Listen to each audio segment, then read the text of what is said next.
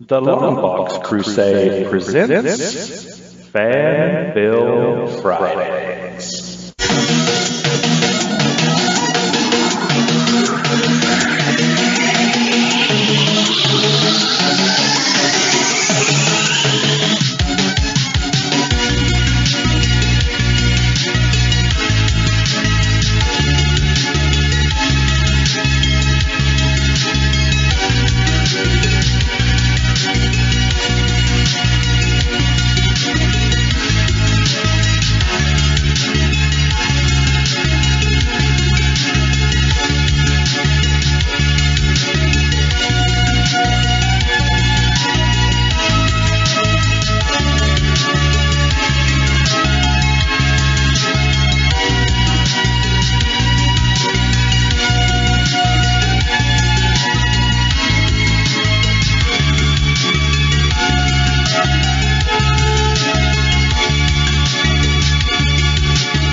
Hello and welcome to another episode of FanFilm Fridays. This is, of course, the show where I look at online fan films and discuss them with, well, mostly, predetermined guests. Some of them a little unwitting, but whatever, But that's okay. Sometimes it's nice to take people by surprise. And speaking of taking people by surprise, Delvin came down to grab a few things for the LBC poker night. And I was like, look, dude, if you're going to steal my table/bed, then at least, give me a few minutes to talk about some fan films. And Delvin was like, I guess. I mean, whatever. And since I didn't have any more of Jared's yard sale money to bribe him, it was basically begging and pleading. But, Delvin's a nice guy. And for the record, that was a great impression of me. Well, You have plenty of time to practice in the basement, I imagine. So, would you like to see the Delvin puppet? No, I'm good on that. Okay. Yeah, that. Okay, so how you been doing, Delvin? I haven't been good. I cannot complain. Today has been a busy day for me. I just got back from jiu-jitsu, and then before that, I had someone make a beautiful arrangement of some comic books that I have. I have some custom framing on the wall now. I'm feeling very fancy about myself. So it's been a good day. I cannot complain. What about yourself? Not too bad. Chilling. Well, I would say chilling. There's no air conditioning down in the basement, as you know. Yeah, we're gonna get to work on that one day. Patreon funds. If you get the Patreon funds up enough, man, we promise that we will at some point spend money on air conditioning in the basement. There's like microphones to get and computers. And there's this particular beach ball that I thought was very interesting to just look at. But once we get past all of that, we will definitely maybe get that AC going. Possibly. Maybe not. Okay, so, since we'll probably have to eventually let you go and take everybody's money at poker night. Would you like to talk about a fan film while you're here? Please. Why not? Yeah, how could I say no to that face? For everybody listening, I do look very pathetic. So. Well, actually, no. I saw the puppet of me over on the. Yeah, that was the face I was talking about. It kind of creeped me out. So. I'm working on it. Sometimes he has a beard. Sometimes he doesn't. All right, so previously Delvin and I talked about a Green Lantern fan film called In Brightest Day Off, and we did mention that it had a sequel as part of an overall trilogy. So, Delvin, how do you feel about In Blackest Night Out being our continuation of Mr. B.Z. Cullen's masterpieces? Well, I remember when we went over it that I was impressed with just the premise alone. I thought it was a light premise, not to be taken overly seriously, but at the same time, it was a good idea if you get what I'm saying. So every premise doesn't have to be, if Batman kills the Joker and what's going to happen next after Batman murders the Joker and murder and blood. No, it could just be, what if Green Lantern has the night off? And I thought that was clever and fun. And it was. It turned out to be good. And so when you're like, hey, do you want to do like, or come back for the next or the sequel? I'm like, yeah, absolutely. I would love to do that. Okay, so in case no one has been paying attention at this point or looking at the show notes or any of that, God, what am I? Just background music to all of you? Like an elevator? Okay, no.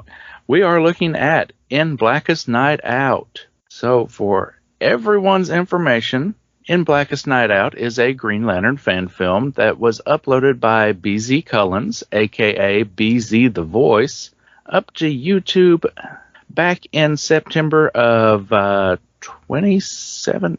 Boy, what did I type? 2021. God, I had 2027 there for a second. He uploaded it in the future. For some reason, though, this film currently sports under 1,000 views. Ridiculous. Come on, GL fans. You're better than this. The film runs about 16 and a half minutes, so not a huge draw on your time. I mean, come on, folks. That you spend longer looking in the fridge trying to figure out what you want to eat, or I do. Mostly because there's nothing in the fridge down here in the basement. I don't even think the thing's plugged in. We're getting to it. It's like microphones, computers, beach ball. It'll happen eventually. The film was written by BZ Cullens and Scott Harris and directed by BZ Cullens. It stars the aforementioned Mr. Cullens as John Stewart, TJ Wims as Hal Jordan, Mark Justice as Kyle Rayner. I think I typed that wrong. Something other than Langley. My notes got garbled. Sorry about that, folks. A Mr. Langley as Guy Gardner, Gary Deshawn House as Simon Baz, Ali Rodriguez as Jessica Cruz, John McClane as Alan Scott, and Nina Fletcher as the voice of Shayera. And it should be noted that this film was dedicated in memory of Dwayne McDuffie and Brian Zapp Herrera. So this is the point where Delvin and I will recommend everyone check the show notes for the link, head out to YouTube, watch this film, because we are going to spoil the heck out of it with our discussions. And quite frankly, it's just more fun for everybody to be on the same page, to know what we're talking about. Otherwise, we're probably going to say things that sound very confusing. I'll probably say things that sound very confusing anyway. What? That was the puppet. Ah. All right, folks. So seriously, click the link, go watch the film, and we'll be back right after this little trailer. Got him! I bet if I pop around. Put that thing away. Wow. Seriously? What the freaking frack? Are you kidding me?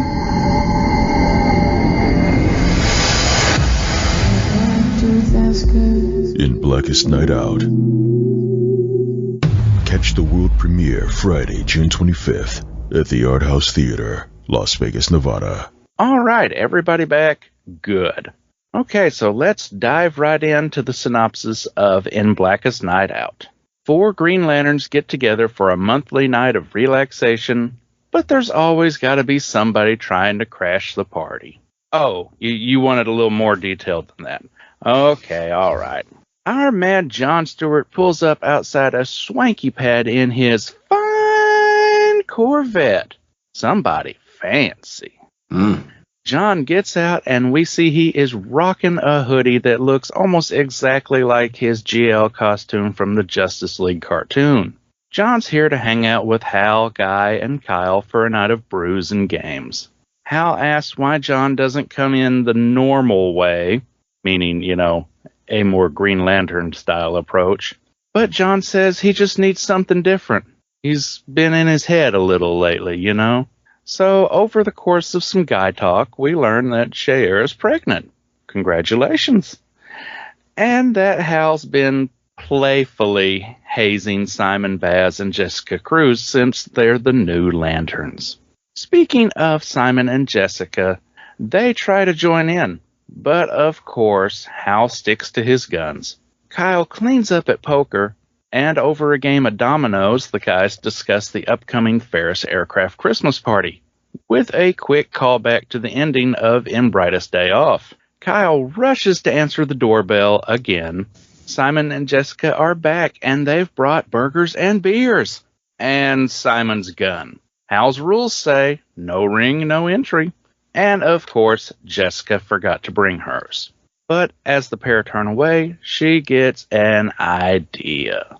A bit later, we get more discussion about powers, like why would Simon carry a 9mm, and why John bothers to drive when he can fly. The answer? Mind your business. Mind your business. Simon and Jessica show up again, but can't get turned away since they have brought the OG Lantern, Alan Scott. What follows is a night of comrades in arms, sloughing off their stresses and having a good night of bonding before each head home in their own fashion. As we close, we see John calling Shiera to make sure she doesn't need anything on his way home. And that, folks, is In Blackest Night Off. And Delvin, I'm going to turn it over to you. What do you think of this? So we saw Shiera in that last one, right? Mm-hmm. Yeah, we needed to see her again. I knew that was going to be on your notes. I just knew it. She was easy to look at, and I liked looking at her. So, yeah, that needed to be said. Again, I like the premise of the whole thing. It was fun seeing the Lanterns, all of them, just kind of enjoy themselves. It took me a second, and even upon second watching, I was like, oh, is that Hal, the bearded guy? No, the bearded guy is Guy. The dude in the terrible jersey is Hal, with his, rocking his knee socks. Okay, like the bearded guy was Guy Gardner? Yes. Okay, I thought the bearded guy was Hal, and like the dude looked like Guy Gardner to me. He had the Guy Gardner haircut. Yeah, see, that's what I was thinking the first time I watched it. I was like, this feels backwards, but no, like the dude that opens the door when John first gets there, that is Hal. Oh, okay. So I had that mixed up because in my head I was like, dang, casting wise, he found, like, especially with the haircut, he found someone who looked just like Guy Gardner to me. And I was getting upset the first time I watched it because I'm like, why can't I remember his name? Oh, yeah, Guy Gardner. Yeah. So I was happy that I remembered it. But okay, so the bearded guy, to be again, yeah. the bearded guy was Guy Gardner. Mm-hmm. Okay. All right. I got it. Because Guy Gardner is a redhead. Yeah. That was one of the little drawbacks is they don't really, say names much except for Simon and Jessica. And I think that's I would hope that DC Warner Brothers wouldn't come after BZ with like a lawsuit or anything like that, or cease and desist, because if they did, boo, no fun, boo. But I would assume that probably was or that could be a reason for them doing that.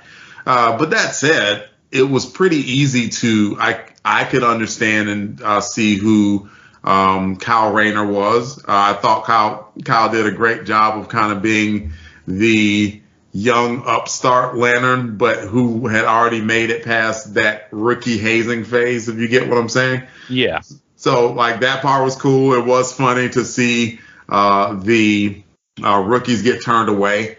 One of the last Lantern series that I read was Green Lanterns, which had Simon Baz and Jessica Cruz in it. So it was cool to kind of see them kind of get hazed like they did, and not in any stupid way. It was just like, oh, no, yeah, you're rookies. We're not letting you in. and they had to come up with an inventive way to be let in, and they went and got the OG. And it's like basically like, I'm telling Dad. and brought Dad in. But sure enough, they're like, ooh, we can't turn Dad away now. So, all right, we let him in. But I also liked that Kyle was very clearly attracted to Jessica. And was like, I kind of want to let her in so I can mac on her a little bit, but like he had to hold fast and couldn't do it. That was cool too. Like all of the characterization was cool. The only thing that I kind of wish I was being nosy too when Kyle was like, dude, what's going on? And they were just like, mind your business. I'm like, but I want to know. Why are you driving the car, dude? What else happened? Why aren't you telling us stuff? So yeah, I was a little bit frazzled by that. I wanted to hear I wanted to know the exact same things that Kyle Rayner wanted to know, I think. Yeah, I mean, I think it would have been good for him to kind of spell it out a little more, but I kind of took it to be, well, I mean, not like work stress, but okay, like let me rewind a bit. Okay. Because like the first time I watched it, it was just kind of like, okay, these are four buds hanging out. And the second time I watched it, it was kind of more like, okay, let's think about what Green Lanterns are. They're space cops. Yeah. But that, and the kind of action they see, how's that not much different than like a group of vets hanging out? So absolutely. So maybe some of the service stuff has kind of gotten John's head. So he needs to kind of distance himself from doing lantern stuff so much for at least one night. I can go with that because that, in a sense, was the premise of the Blackest Night Out, the first one, where like bro just needed a break. He even said it. He was like, I'm freaking tired, man, and I'm just tired of doing the cop stuff, and I just want to just kind of have a day off, and I rarely get that, and so he finally got that opportunity and made the most of it, which goes back to seeing Shire again because she was never mind. But yeah, like I could buy that as a premise. I like that idea. I like those in the comic books at times too, because as much as I'm a fan of action, and who isn't, it's comic books. You want to see the bow, biff pow bam, but at the same time, sometimes you want to have characters who you care about, and they're going through stuff. You look back in the day, that was one of the things that made Spider-Man such a huge appeal, was that people could relate to him because the dude had problems with a capital P. Like, I can't pay bills. my aunt is, like all perpetually like 4 steps away, from death's door. And like, so these are problems, and people can relate to that because, like, what, I got trouble paying bills. I got a sick relative that I have to take care of, and I don't have any money to do it. And so similarly, I think that people can identify with like whatever group of people they're with. Doesn't even necessarily have to be something as brutal as cops. Just sometimes you just have, your tribe gets together and you can kind of unwind and talk about things. And so I like the idea of that occurring with superheroes too. Yeah, well said. Well said. After all, some people's favorite issues of X-Men are when they play baseball. Yeah. And I'm not saying that to be a joke. I mean, some people really love that. That's like their top 10 favorite issues. They'll be like, well, Dark Phoenix was awesome. Days of Future Past was awesome. But sometimes I just want, somebody talking smack on the ball field. And it's enough that I bet that when Claremont first did that, he kind of maybe Claremont's a baseball fan, or it was just something that he liked, but like he probably got such a good reception on it. It's like, hey, we'll keep this going as a staple then, and we'll just have them continue to do. These are things that families do. I mentioned tribe, and tribe or family is just another word for tribe. But these are things that you do with people you like, and you already have something in common in that you're trying to save the universe together. So, Bob's your uncle on that. Like, you don't even like, we're going to hang out and we're going to haze and, the rookies and so on and so forth. But like, ultimately the point is just, folks getting together and having a good time. Okay, so what do you think of the music? Because personally, I loved it. I did too. The one that I liked the best was the song that was playing right before the end credits. Like when they were getting ready to fly off. Yeah. Yep. Like they sort of had their moment where they're getting together. They sort of showed that they were partying just a little bit. But whatever song that was playing, I'm like, I like that song. I like the groove of it and everything. It was very well done. And I had to double check and make sure it wasn't Joe November doing the music. Man, I had that thought too, Clinton. I was like, I wonder if we could hook up Joe with BZ and let those two maybe get together and get some work. I mean, of course, whoever they act doing the music, even did you stay and watch the music video at the end? I did. I didn't the first time, but I watched it the second time. I was like, first of all, I like this beat. This beat is great. The ladies were very pretty in it. And then when you listen to the lyrics, they were still rapping about Green Lantern, just making, and so that was very clever too. I enjoyed it. I enjoyed it a lot. Okay, I'm just going to put it out there. Where do I get one of those Jon Stewart hoodies? That's a good idea or a good question. You have to ask BZ. Like, so when you do, ask BZ, and then like I absolutely would wear one. But you know what, man? Maybe that's being greedy. Some years ago, Jared, the yard sale artist, he always gives me gifts for Christmas. And I was like, dude, you never have to give me gifts because I'm a terrible gift giver. But he does anyway. And he found some jackets at a yard sale, and one of them was a Captain America jacket, and it's like a blue jacket, has like a Captain America shield on the top of it and like gray sleeves. And I have worn that thing and have been complimented on it so much. Like, oh my God, I love that. That's great. And I'm like, really? I just pulled this thing out of the closet just to wear because it's kind of a cool day and people love it. They love it, Clinton. So maybe if I get the Green Lantern one, that's just being a little bit greedy. So how about we find it out for you and we can get you one? Well, I'd rock it.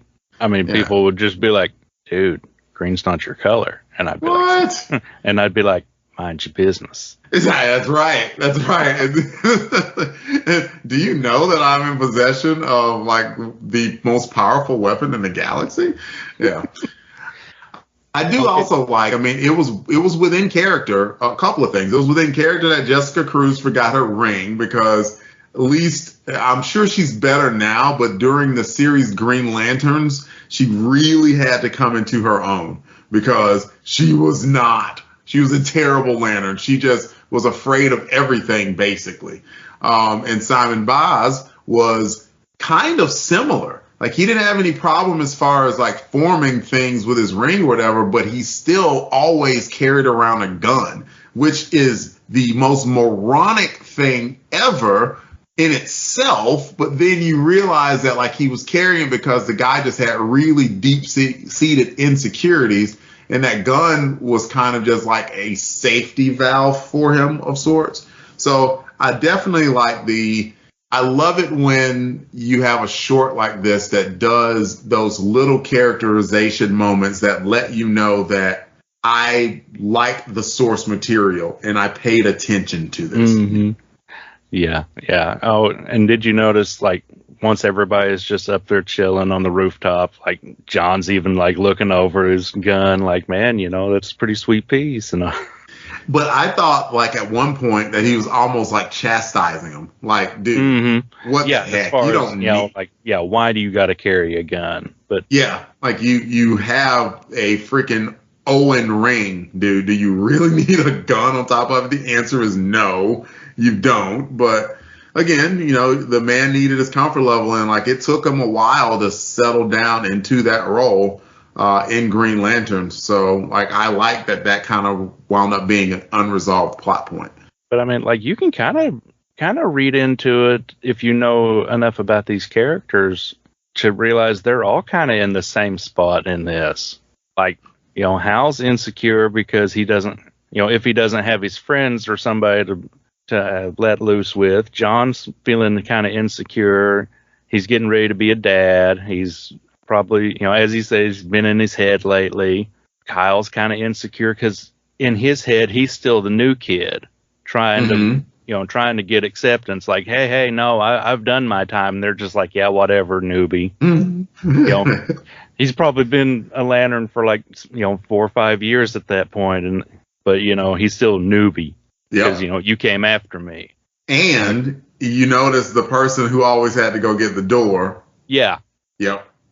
You're lowest ranking lantern here, so go get it. I'm going to be honest. I like the idea of that. I do. It's you can tell it's all in good fun with them. It's not like we just accept you here just because. Mm-hmm. They're all pals, but at the same time, they've all got different things they got to deal with. And I like that you mentioned that, and because I was sort of looking for a reason why. Really can't think of doggone John. Thank you.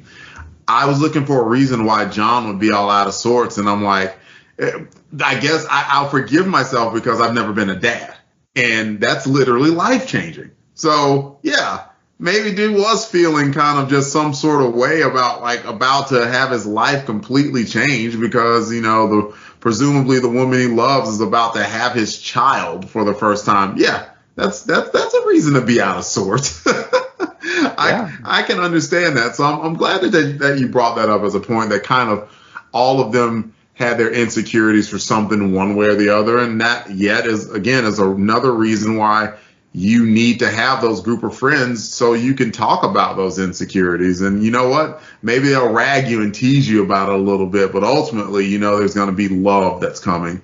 And that's why you go to your friends and have friends who can talk you down from the fence sometimes. Mm-hmm.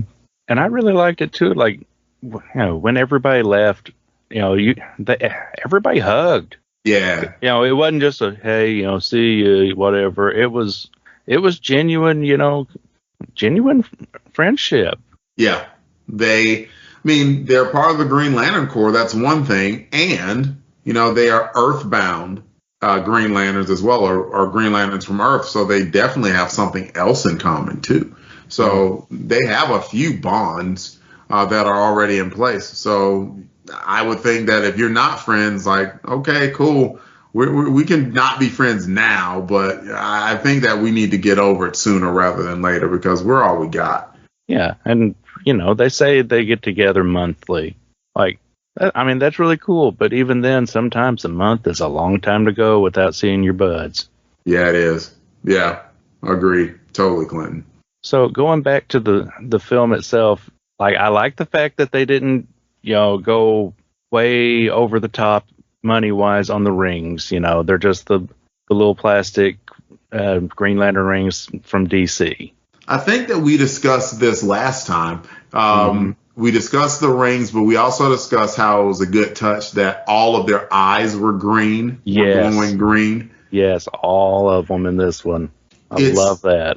So ultimately, it's a great idea, because they did the less is more thing. Okay, we got a little bit of money to spend on this. This is something we're proud of, but yet we don't need to spend 7 figures on this thing, 6 figures on this thing. Let's spend a couple $1,000 and we can, with that, we can make it look not only just passable, but it then becomes just this nicely understated tribute as opposed to just, some overly ridiculous production, like Warner Brother does. I'm sorry. I don't know who said that, but you get what I'm saying? For that short, for them, it was perfect. I would not want it to be any more fancy than that. They did a really good job. They kept the plot lean and simple. And they told you what you needed to be told. You saw what you needed to see, and then they pieced out. There is one question though. Who was the bald-headed guy at the beginning and the end? I don't know. He's just credited as driver or neighbor, depending on what you look at. But because he got out and kind of did the "what's up" head nod to John, and I'm like, okay, is this somebody that we should know? Is this someone we're going to come back to? And the answer was yes. But no, in that he didn't play any real central role as far as any of the plot or anything that happened. So Yeah, it was just kind of like he and his buddy were waiting for everybody to take off from the roof so they could see the ring slide up. Yeah. Now, okay, I thought you might know. I absolutely couldn't call it. I was like, I don't know what the heck's going on here. Yeah, that was me. I was just like, this has got to be somebody. And then I just, like everything I find, like I said, it's like driver, passenger, neighbor, or some, it's like, okay, I guess it's just a dude that like knows John and Hal. Yeah. Okay. I could work with that, especially given what we were given. I think that was plenty enough. And so even if at the end it didn't know who the guy was, I could live with that. Yeah. And speaking of them taking off from the roof, that was a really cool effect. That you can tell that was where they put the money in, and it looks so sweet. Yeah. I also thought that it was just very simple. Yeah. You didn't have to worry about taking a picture of a human being in flight. Recording it, that, they just kind of jump in the air or did a jump spin or whatever. Mm-hmm. And then like that green light effect went off, but it was very effective. But even then, like you said, that they each leave in a different way. Like you said, Jessica jumps and spins, or Kyle does, or whoever, but Alan just kind of leaps off to the side, and they each have their own personality. Yeah, Alan's old, man. That. Like he can't be jumping too high in the air like that. He might sprain a hip or something. Well, when we get old, Delvin, we can't all be jujitsu masters. Sure you can. Just go to school. You opening up a school down here in the basement? Is that it? I could. I don't know if you like it for the first couple of years, but you'd eventually learn. You'd eventually learn how to fight for yourself. Those bruises eventually heal. We got money allocated for you in the Crusaders Club budget after the beach ball. Okay, I gotta ask Delvin. You ain't good at dominoes? No.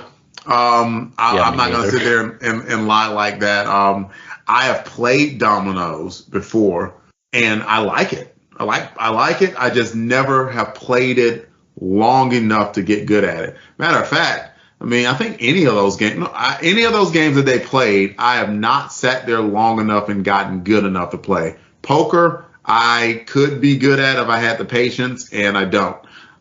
Pool, I could be good at if I sat there and made myself play, because I think pool was fun enough. I just have never sat there and devoted enough time to do it. So exact same with dominoes. I would say that I'm probably the same skill level at all three of those. Like, good enough to know the rules, not good enough to be a good player by any stretch of the imagination. What about you? Oh, I can't play dominoes for nothing. I might be better at dominoes than I am at pool, if that is a possibility at all. Yeah. Poker, I'm okay at poker on my phone, when there's not real money involved. Yeah. That real money comes, things start changing. Like, I used to be a part of a poker game just playing in the Air Force. And I think the max bet that you can put up was 75 cents. And even then, on that 75 cents, I was still breaking out in the sweat, basically. Oh, my God, I'm going to lose.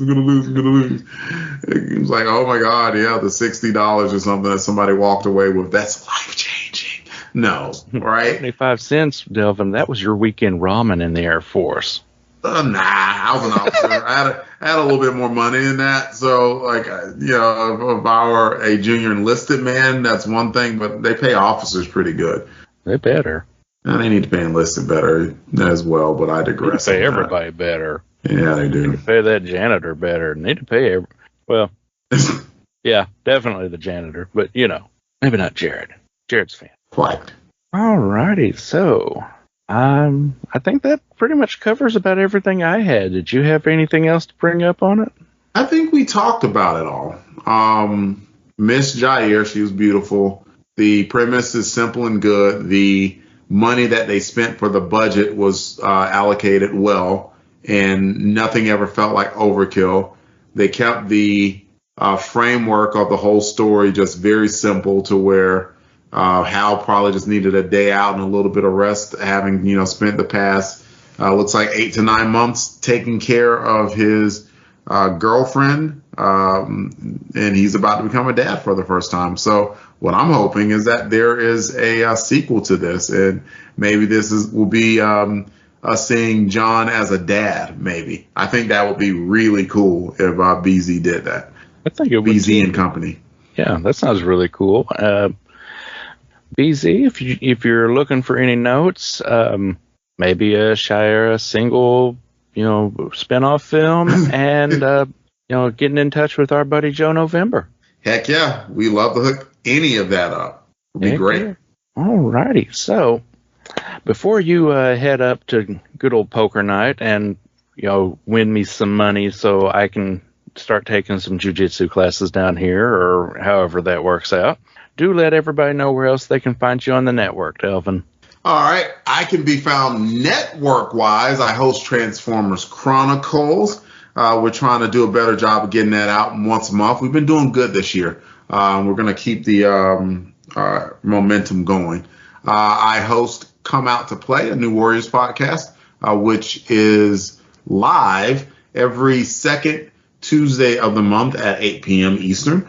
Those are the two shows that I host. I'm a part of, you can find me pretty much all over Longbox Crusade, Amazing Spider-Man Chronicles, Saturday Matinee Theater as well. I've made a guest appearance here or there on G.I. Joe Chronicles as well. Action Film Face Off 2. Those are two of Jared's shows. So I'm all over the network. If you look up Longbox Crusade, you can find me. All righty. Well, I will let you take my table/bed upstairs for all your fun poker night stuff. I'll go back over here and put a jiu-jitsu gi on the puppet. Still can't determine for sure if he needs a beard or not, but Right now, stubble. If you can get some spare hair, you can just put it on later. It's going to be back to a full-fledged beard pretty soon. Maybe I'll just get like those chia pet seeds and see if he can just grow it at the same rate. All right, time for me to go. All right, and this is the point where I take another quick break and come back with some listener feedback. All right, our bags are packed and we got the snacks. It's time for the Longbox Crusade road trip to the Longbox Mobile, crew. Shotgun. Dang it. Everyone buckled up. Here we go. Well, now that the garage is empty, Gene will have more space to record episodes of LBC Irregulars, the indexing of the Jeremy Brett Sherlock Holmes TV series. Oh no! Did anyone remember to leave Clinton some food down in the basement? He's going to need it as he makes more episodes of FanFilmFridays, his ongoing look at online fan films. Why are you speaking in such a scripted manner, Dark Web? Anyway, you can relax. I asked Rick, or was it Jeff? Who can remember? I asked the attic guy to come down from time to time to check in on Clinton. Take some breaks from recording Monday Movie Muckabout, his movie review show. Weasel Skull, did you give Rick the key to the basement? Key. Sounds like LBC headquarters is in good hands, Death Probe. Right you are, Cristados. Oh, Pat, can we stop off at KB Toy Store? I want to pick up some Transformers and G.I. Joes. They remind me of Transformers Chronicles and G.I. Joe Chronicles. Our show's going through the Marvel run of Transformers comics and the Devil's Due run of Joe comics. Well, while you guys are doing that, we can also stop by a Blockbuster video and get some tapes to watch for Action Film Face Off. That's the show where we discuss two action films and have them duke it out to see which one is the episode champion. Is that VHS or beta? Either one's fine. We've got a lot of stops to make, but if we can, let's squeeze in the Walden books and score some comics for us to talk about on Crusader Chronicles, the show where we move chronologically through the Amazing Spider-Man comics and include a bonus issue from the same release date as the Spidey recovery. I will definitely keep an eye out for our Walden books. It'll come in handy for the pure Longbox Crusade episodes, our time capsule show where we take a deep dive into a randomly selected comic and talk about news, music, and movies and ads that were popular when the books were released. I'll also be on the lookout for our electronic boutique, EB, if you guys don't know the lingo back then, so we can get some more comic-related video games for us to discuss on Comics to Council Crusade. Good thinking. If time permits, let's hit Circuit City. I need more positrons for our Pop Culture Positcast show, the one where we find all the good stuff in pop culture that others seem to poo-poo. Positrons? Shut up and go with it. These old-timey, out-of-business store jokes doing anything for you folks? Well, if you like old-timey stuff, we also offer Saturday Matinee Theater, our look back at old TV shows, serials, and films that have kind of been forgotten. I think that about covers it. We definitely want to be your road trip crew, folks. Whether it's your commute to work or a road trip of your own, why not pass the time with us, your friends at the Longbox Crusade? Once again, that's Longbox Crusade, available on all your finer podcatchers. Good job, team. I'm getting hungry. Pat, stop at the next Kenny Rogers Roasters that you see. Or Bennigan's. Burger Chef!